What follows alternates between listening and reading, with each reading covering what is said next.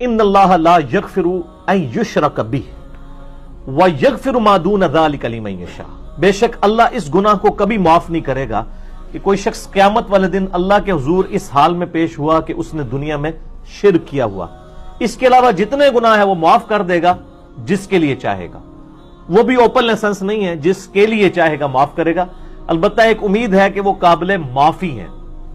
وَمَن يُشْرِكْ بِاللَّهِ فَقَدْ ضَلَّ ضَلَالًا بَعِيدًا، جو شرک میں مبتلا ہوا وہ گمراہی میں دور جا پڑا۔ اچھا، دنیا کے اندر یہ شرک معاف ہو جائے گا۔ سورۃ الفرقان کی آیت نمبر 70 میں آیا ہے کہ جو دنیا میں شرک سے توبہ کر لے گا ہم اس کے گناہوں کو بھی نیکیوں سے بدل دیں گے، یہ یعنی اللہ کی رحمت کا غلبہ ہے۔ لیکن شرک کے معاملے میں اللہ تعالیٰ بہت، جس کو کہتے ہیں نا، یہ شرک is the most sensitive issue in the sight of Allah, Allah کے حضور سب سے زیادہ حساس معاملہ شرک کا ہے۔ دنیا میں توبہ کر لی معافی ہے۔ جامعہ ترمذی میں حدیث ہے کہ موت کے غرغرے سے پہلے پہلے، یعنی نزع کا عالم طاری ہونے سے پہلے پہلے اگر کوئی توبہ کر لیتا ہے تو اس کی توبہ قبول ہے، لیکن آخرت میں اگر کوئی شخص معافی مانگے گا بھی اور وہ مشرک ہوا تو اللہ تعالیٰ اس کی توبہ قبول نہیں کرے گا۔ لا تبدیل لکلمات اللہ، اللہ کے کلمات نہیں بدلیں گے۔ اگر کوئی شخص یہ کہے نا کہ اللہ تعالیٰ چاہے تو وہ مشرک کو بھی معاف کر سکتا ہے، یہ کلمات کفر ہے، یہ محال ہے، کیونکہ اللہ کے کلمات نہیں نا بدلتے۔ اگر وہ معاف کر دے گا تو قرآن پاک میں کیا ہے کہ شرک معاف نہیں ہوگا، تو یہ کنٹرڈکشن آ جائے گا دونوں باتوں میں۔ البتہ شرک کی جو جزیات ہیں، کہیں کلی طور پہ وہ خدا کا ماننے والا ہے، کہیں جزیات میں اس کو کہیں یعنی کوئی غلطی لگ گئی ہے، وہ معاملہ ایک الگ ہے۔ ہم کیٹاگوریکل شرک کی بات کر رہے ہیں، ورنہ تو سنن ابی داؤد میں، سنن نسائی میں، تو مسند احمد میں احادیث موجود ہیں کہ شرک جو شرک خفی ہے وہ ریاکاری بھی ہے۔ مسند احمد میں صحیح سند کے ساتھ حدیث ہے نا، جس نے کسی کو دکھلاوے کے لیے نماز پڑھی اس نے شرک کیا، جس نے دکھلاوے کے لیے روزہ رکھا اس نے شرک کیا، جس نے دکھلاوے کے لیے صدقہ کیا شرک کیا۔ لیکن وہ شرک یہ والا نہیں ہے شرک جو معاف نہیں ہوگا، وہ ریاکاری ہے، وہ قابل معافی ہے۔ شرک جلی یعنی خدا کے مقابلے پہ کسی اور کو الہ ٹھہرا لینا اور کسی اور کے بارے میں وہی چیزیں کلیم کرنا۔ اب اس میں جو جزیات ہیں اس میں ظاہر ہے کہ 20 لوگوں نے باتیں لکھی ہیں، ہم تو موٹی بات ہی کرتے ہیں جو قرآن پاک میں آئی ہے، ایاک نعبد و ایاک نستعین، عبادت اللہ کی کرنی ہے، دعا کے لیے صرف اسی کو پکارنا ہے۔ باقی میرا لیکچر ہے مسئلہ نمبر 3، دعا صرف اللہ ہی سے، اور سچ پیپر بھی ہے دعا صرف اللہ ہی سے، اس میں نے اس کی ساری کریٹیکل چیزیں ایڈریس کی ہیں۔ یہ بہت خطرناک معاملہ ہے جی، کہ کوئی زیادہ سے زیادہ 60 سال 100 سال کی زندگی ویل کر لے گا۔ اب انصاف کا تقاضا دنیاوی اعتبار سے تو یہی بنتا ہے کہ اگر کسی نے 100 سال شرک کیا ہے تو 100 سال اسے دوزخ میں چلایا جائے، اس کے بعد چھوڑ دیا جائے، لیکن اللہ تعالیٰ فرما رہے ہیں کہ میں معافی نہیں کروں گا اور ہمیشہ کے لیے دوزخ میں رہے گا۔ والعیاذ باللہ تعالی۔ اللہم اجرنا من النار، اللہم اجرنا من النار، اللہم اجرنا من النار۔ یقیناً اللہ کا ظرف بہت بڑا ہے، لیکن یہ جرم بہت بڑا ہے اصل میں۔ اس جرم کا کم از کم عذاب یہی ہونا چاہیے کہ ہمیشہ کی دوزخ۔ میں لاجیکلی آپ کو بتا دیتا ہوں، ہم قرآن و سنت سے، میں شرک کے اوپر بولوں تو 1 گھنٹہ اس کی مذمت پہ آیات مجھے یعنی زبانی یاد ہیں، احادیث کتنی زیادہ یاد ہیں، اس کو میں سکپ کر رہا ہوں۔ اصل اس کوشچن کی طرف میں آ رہا ہوں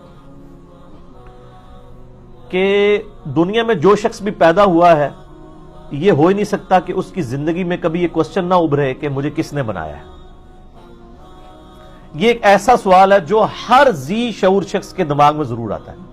کوئی پاگل ہے وہ علیحدہ بات ہے، کسی کی کوئی ذہنی توازن بگڑ گیا وہ ایک علیحدہ مسئلہ ہے، اس کے اوپر گرفت بھی نہیں۔ وہ بخاری میں حدیث ہے 3 لوگوں پہ گرفت نہیں ہے، ایک پاگل کے اوپر، ایک چھوٹے بچے کے اوپر، اور ایک جو سویا ہوا شخص ہے، اس دوران اس سے کوئی ایسی حرکت ہو جاتی ہے نیند کی حالت میں۔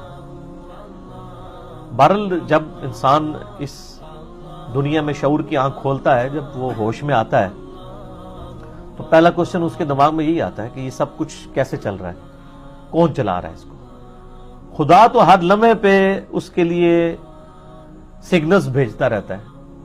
وہ اپنے جسم کے اوپر غور کر لے، اپنے معاملات کے اوپر غور کر لے، خدا تک ضرور پہنچ جائے گا، کم از کم اتنی توحید تک پہنچے گا کہ مجھے کسی نے پیدا کیا ہے۔ کیا کوئی شخص جب پیدا ہوتا ہے وہ اس کے اوپر تفکر نہیں کرتا کہ میں کتنا مجبور محض ہوں کہ میں کھانے پینے سے، نیند سے، پیشاب سے اپنے آپ کو آزاد نہیں کر سکتا؟ میرا اپنا جسم میرے کنٹرول میں نہیں ہے. میری مرضی کے بغیر میرا دل روزانہ 1,00,000 دفعہ دھڑک رہا ہے اور 10,000 لیٹر خون 1,00,000 کلومیٹر نسوں کی لینتھ میں ٹرانسفر کرتا ہے. کیا میرے ماں باپ نے مجھے پیدا کیا ہے؟ ان بیچاروں کو تو خود نہیں پتا. انہوں نے تو اپنا ایک معاملہ کیا اور اس کی پلنٹی اولاد کی شکل میں بھگتنی پڑ گئی یا صدقہ جاریہ کی شکل میں. دونوں شکلیں ہو سکتی ہیں. ان بیچاروں کو تو پتا بھی نہیں ہے. ایک عورت کو پتہ ہی نہیں ہے کہ کس طریقے سے بچے کی تخلیق ہو رہی ہے. اس کا تو اپنا کنٹرول ہی کوئی نہیں ہے. مرد کو نہیں پتا جو ماں باپ ہے. اور سورہ طور کے اندر اللہ تعالیٰ نے یہی تو سوال کیا نا کہ بتاؤ کہ تمہیں کسی نے نہیں پیدا کیا؟ بغیر پیدا کیے ہوئے پیدا ہو گئے ہو؟ یقیناً پیدا کیا. اور کیا تم نے اپنے آپ کو خود پیدا کیا؟ نہیں. پھر کوئی کریٹر ہے. اور اس کے اوپر میں نے ایک لیکچر بھی دیا ہے, who is Allah in the light of latest scientific facts, مسئلہ نمبر 60, اللہ کون ہے جدید سائنسی حقائق کی روشنی میں. اس میں نے اس کے اوپر ایمفسائز کیا کہ انسان اپنی زندگی میں کسی چیز پہ بھی آبزرویشن کرے وہ اللہ تک پہنچ جاتا ہے. ایک انڈا, اس میں سے چوزا کیسے نکلتا ہے, اسی کے اوپر صرف سوچ لیں انسان زندگی میں ایک دفعہ تو پریشان ہو جاتا ہے, خدا تک پہنچ جاتا ہے. لہذا دنیا میں اللہ تعالیٰ نے اتنے انڈیکیٹرز رکھے ہیں کہ الٹیمیٹلی اگر کوئی کوسچن اوور لک نہیں ہونا چاہیے نا تو وہ گاڈ کے بارے میں کوسچن ہے. باقی انسان ہر چیز کے بارے میں ہو سکتا ہے کبھی ایکسپیرینس ہو یا نہ ہو, لیکن کوئی شخص یہ نہیں کہہ سکتا کہ جی مجھے خدا کے بارے میں کبھی خیال نہیں آیا. انسان جب پیشاب کرنے جاتا ہے تو پریشان ہو جاتا ہے کہ کھانا کھایا, مجھے پتا بھی نہیں ہے اس کھانے کی اسکروٹنگ کیسے ہونی ہے, اس میں سے خون کیسے نکلنا ہے, اس میں سے جو ہے وہ فضلہ بن کے جو فالتو چیزیں وہ کیسے نکلنی ہے اور ایک مینیجیبل فارم میں نکلنی ہے, اور وہ ایک سگنل آنا ہے اور اس سگنل کے اگینسٹ میں نے رسپانس کرنا ہے. میں اپنی مرضی سے اپنا پیشاب بھی نہیں روک سکتا. اگر وہ کئی لوگوں کی یہ حس ختم ہو جاتی ہے پیشاب روکنے کی, وہ پیشاب نہیں روک سکتے, مکمل وہ پیمپر باندھ کے رکھتے ہیں ہر وقت. ضروری نہیں, بوڑھے لوگ, جوانوں میں بھی ایسی بیماری موجود ہے. تو الٹیمیٹلی ان ساری چیزوں پہ جب بندہ غور و تفکر کرتا ہے تو خدا تک پہنچ جاتا ہے کہ اس کائنات کو کسی نے بنایا ہے اپنی مرضی سے, اور اس نے اپنی مرضی تو دکھا دی ہے انسان کے اوپر, اور انسان کو ایسا مجبور بنایا ہے کہ انسان اپنی میجورٹی چیزوں کے اوپر کوئی کنٹرول نہیں رکھتا. اپنے جسم کے اوپر کنٹرول نہیں رکھتا, اپنے اعضاء کے اوپر کنٹرول نہیں رکھتا, اپنے سانس کے اوپر. سانس آپ دیکھ لیں 23,000 دفعہ پھیپڑے سانس لیتے ہیں اور 23,000 دفعہ باہر نکالتے ہیں. اگر روزانہ ایک بندے کو خود 23,000 دفعہ سانس لینا پڑ جائے ایسے, میرا خیال ہے ایک دن بھی نہیں لے سکتا, اور میری مرضی کے بغیر سانس چل رہا ہے. ابھی گردوں کی تو میں بات ہی نہیں کر رہا ہوں جو 25 دفعہ ڈائلیسس کر رہے ہیں. گردوں کا ڈائلیسس ڈسٹرب ہو جائے تو انسان سیدھا موت کے منہ میں, گردے فیل ہو جائیں. ایک ڈائلیسس کی قیمت تقریباً 8 سے 10,000 روپے مارکیٹ میں.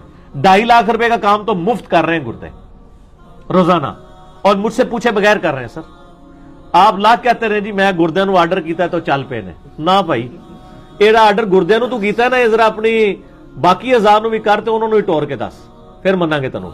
اس طرح کچھ نہیں ہوتا, کسی کے کنٹرول میں کوئی چیز نہیں ہے. بڑے سے بڑے بزرگ کا پیشاب بند ہو جائے نا تو وہ پھر کسی مزار پہ نہیں اس کو لے کے جاتے, ڈاکٹر کے پاس ہی لے کے جاتے ہیں کہ سر کچھ کرو. اور ڈاکٹر بھی اس وقت تک کرتے ہیں جب تک معاملات ہوتے ہیں, ورنہ جب ڈائلیسس پہ بندہ چلا جائے تو ڈاکٹر کہتے ہیں آپ ٹرانسپلانٹ پہ جائیں. ٹرانسپلانٹ پہ بھی بعض کا 2-3 دفعہ کراتے ہیں, وہ بھی نہیں کامیاب ہوتا. الٹیمیٹلی میڈیکلی انسان کی ڈیتھ ہو جاتی ہے. انسان اتنا مجبور ہے. آج یورپ اور امریکہ کے اندر سب سے بڑا کوسچن یہ ہے کہ کس نے ہماری مرضی کے بغیر ہمیں اس فیس آف ارتھ پہ, اس پلانٹ کے اوپر پٹ کر دیا ہے, اس کی کیا ڈیمانڈز ہیں. یہ یعنی اب تو لوگ ڈسکشنز کرتے ہیں. ایک لڑکا مسلمان ہوا ہے یورپ میں, اس کی ہارڈلی عمر 16-17 سال ہے, لیکن وہاں کے 16-17 سال کے بچے کا انٹلیکچوئل لیول بہت ہوتا ہے. اس کو میٹرک لیول کے اوپر اسائنمنٹ ملی تھی پرپز آف لائف کے اوپر, تو بندہ مسلمان ہو گیا یار. اور یعنی پرپز آف لائف کے اوپر اس نے جب سرچ کرنی شروع کی, مسلمان کیا ہوا ہے وہ, پھر بلکہ وہ مسلمان ہوا, اس کا جب انٹرویو ہوا اس نے کہا جی اب پہلا رمضان میری زندگی میں آنے والا ہے. تو وہ کافی موٹا تھا نا, تو کہہ رہا تھا مجھے اب پریشانی ہے کہ میں روزے کیسے رکھوں گا, لیکن رکھنے تو ہیں, میں نے, میرے لیے دعا کریں. پاکستان انڈیا کے مسلمان جو ہیں پیدائشی مسلمان ہیں, وہ کہتے ہیں ہمارے لیے دعا کریں کہ روزہ رکھے بغیر بخشش ہو جائے.